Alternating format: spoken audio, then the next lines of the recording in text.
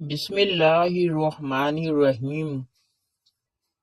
ایک مرتبہ حضرت علی رضی اللہ تعالی عنہ کوفہ کی مسجد میں تشریف فرما تھے۔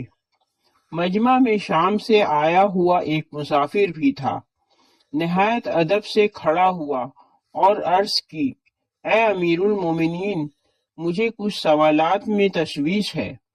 میں آج یہاں آپ کی موجودگی کا سن کر آپ سے چند سوالوں کے بارے میں جاننے کے لیے آیا ہوں۔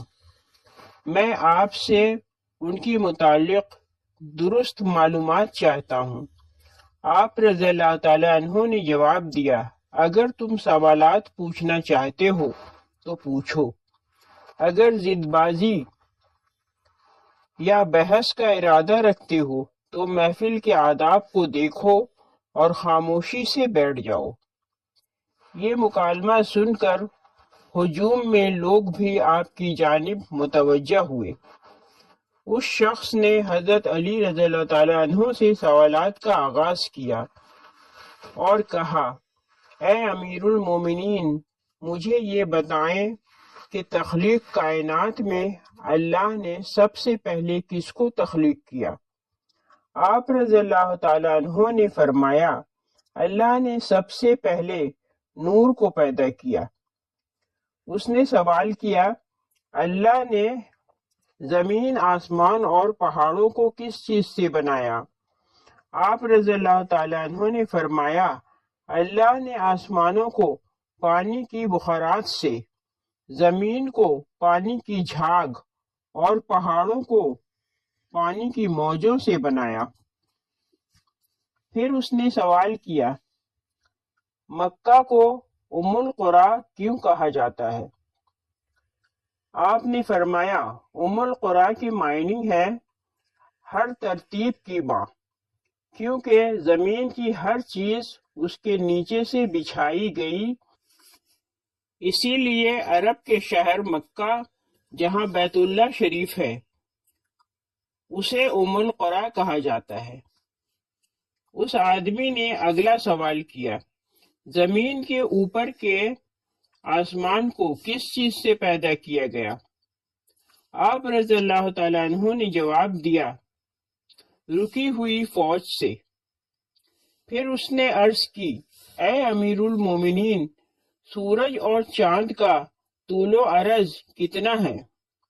آپ نے جواب دیا، 900 فرسخ ضرب 900 فرسخ۔ فرسخ فارسی زبان کا لفظ ہے۔ ایک فرسخ میں 10 کلومیٹر لمبائی گنی جاتی ہے۔ اس نے اگلا سوال کیا کہ ستارے کا طول و عرض کتنا ہے؟ آپ نے جواب دیا، 12 فرسخ ضرب 12 فرسخ۔ اس اجنبی نے نہایت ادب سے درخواست کی کہ اے امیر المومنین، جیسا کہ قرآن میں 7 آسمانوں کا ذکر آیا ہے، آپ ہمیں ان 7 آسمانوں کے نام اور ان کے رنگ بیان کر دیجئے۔ آپ رضی اللہ تعالیٰ عنہ نے فرمایا، جو آسمان زمین کے اوپر ہے اس کا نام رفیع ہے، اور وہ پانی، بخارات اور دھول سے بنا ہوا ہے۔ دوسرے آسمان کا نام قیزوم ہے اور اس کا رنگ تانبے جیسا ہے۔ تیسرے کا نام مودون ہے اور اس میں ملے جلے رنگ ہیں۔ چوتھے آسمان کا نام ارفعلون ہے اور اس کی رنگت چاندی جیسی ہے۔ پانچویں آسمان کا نام ہیون ہے اور اس کی رنگت سونے جیسی ہے۔ چھٹے آسمان کا نام عروس ہے اور وہ سبز یاقوت کا بنا ہوا ہے۔ ساتویں آسمان کا نام اجمہ ہے اور یہ سفید موتیوں سے بنا ہوا ہے۔ اس آدمی نے اگلا سوال کیا، اے علی رضی اللہ تعالی عنہ، آپ مجھے یہ بتائیں، بیل وہ واحد جانور ہے جس نے آسمان کی طرف اپنا سر نہیں اٹھایا، ایسا کیوں؟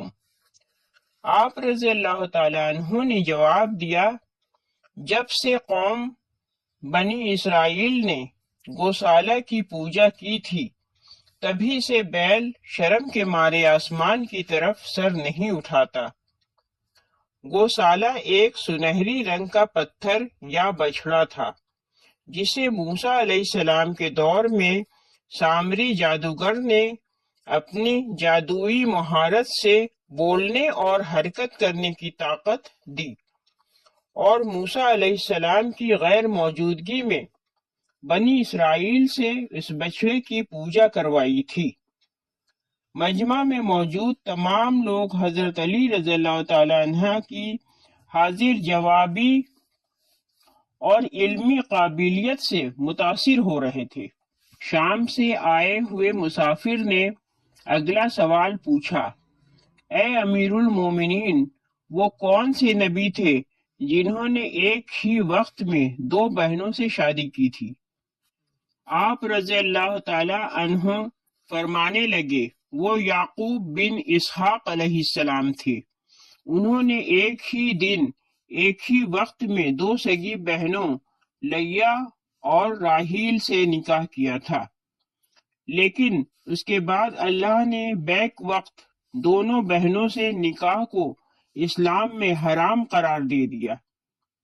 اس آدمی نے اگلا سوال پوچھا، مد و جزر کیا ہے؟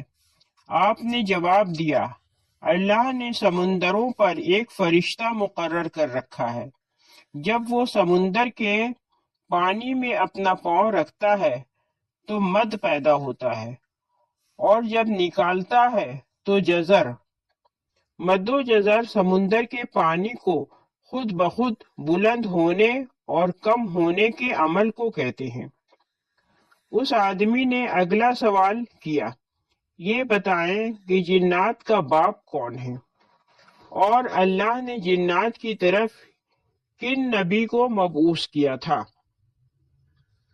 حضرت علی رضی اللہ تعالیٰ عنہ نے فرمایا، جنات کے جد اعلیٰ شمان ہے، اور اللہ نے اسے آگ کے شعلوں سے پیدا کیا تھا، اور اللہ نے جنات کی طرف ایک نبی کو مبعوث فرمایا تھا، اس کا اسم گرامی یوسف تھا، جنہوں نے جنات کو اللہ پاک کی عبادت کی دعوت دی، لیکن انہوں نے اس نبی کو قتل کر دیا۔ اس شخص نے دوبارہ دریافت کیا، ابلیس کا آسمانوں میں کیا نام تھا؟ حضرت علی رضی اللہ تعالی عنہ نے جواب دیا، حارث۔ پھر اس نے پوچھا، حضرت آدم علیہ السلام کا نام آدم کیوں رکھا گیا، اور انہوں نے کتنی عمر پائی؟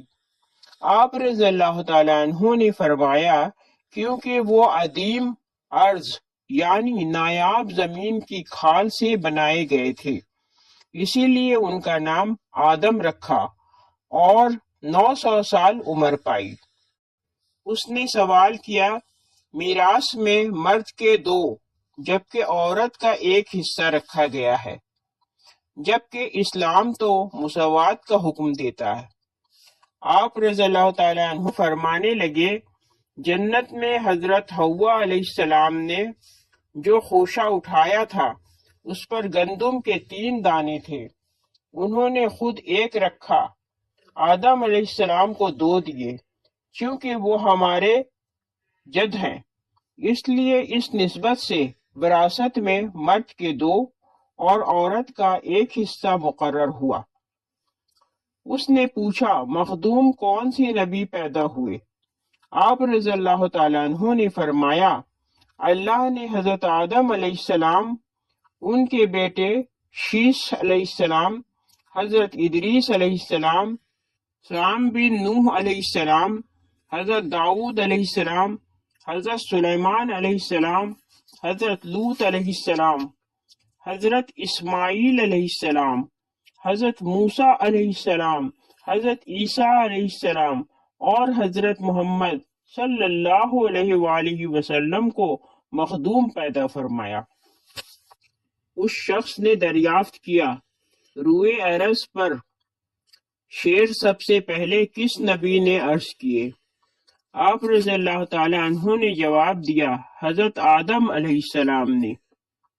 جب حضرت آدم علیہ السلام زمین پر اتارے گئے اور انہوں نے ہر طرف زمین کی خاک اور وسعت اور ہوا کو دیکھا، اور پھر جب شیطان کے وسوسے کی وجہ سے قابیل نے حابیل کو قتل کیا تو آدم علیہ السلام نے شدید غم میں یہ اشعار کہے، جن کا ترجمہ ہے: اور ان کے رہنے والے بدل گئے اور زمین کا چہرہ خراب اور گرد آلود ہو چکا ہے، رنگ و ذائقہ رکھنے والی چیز بدل گئی اور سورج چہرے کی بشاشت ماند پڑ گئی۔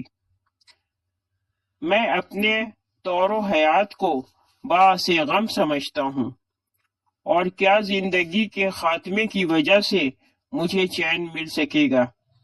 میں آنسو آخر کیوں نہ بہاؤں؟ حابیل قبر میں دفن ہو چکا ہے، اور قابیل نے اپنے بھائی کو قتل کر دیا۔ ہائے غم و حسد، سانولا سلونا بیٹا گم ہو گیا۔ یہ بات سن کر سب ہی حاضرین خاموش ہو گئے۔ پھر وہ شام کا شخص پھر بولا: امیر المومنین، حضرت آدم علیہ السلام جنت سے نکالے جانے کے غم میں کتنا عرصہ روئے؟ آپ رضی اللہ تعالیٰ عنہ نے فرمایا: آپ 100 سال تک روتے رہے۔ شامی شخص نے پھر سوال کیا: کفر کی ابتدا کس نے کی اور پہلا کفر کس نے کیا؟ آپ رضی اللہ تعالیٰ عنہ نے جواب دیا: کفر کی ابتدا ابلیس سے ہوئی، اور وہی کائنات کا پہلا کافر ہے۔ اور پھر اس شخص نے آخری سوال کیا: حضرت نوح علیہ السلام کا اصل نام کیا تھا اور ان کی کشتی کا طول و عرض کتنا تھا؟ آپ رضی اللہ تعالیٰ عنہ نے جواب دیا: نوح علیہ السلام کا اصل نام سکن تھا۔ انہیں نوح علیہ السلام کہنے کا سبب یہ تھا کہ انہوں نے 950 برس تک قوم پر نوحہ کیا تھا۔ ان کی کشتی کا طول 800 ہاتھ اور عرض 500 ہاتھ اور سطح زمین سے اس کی بلندی 80 ہاتھ تھی۔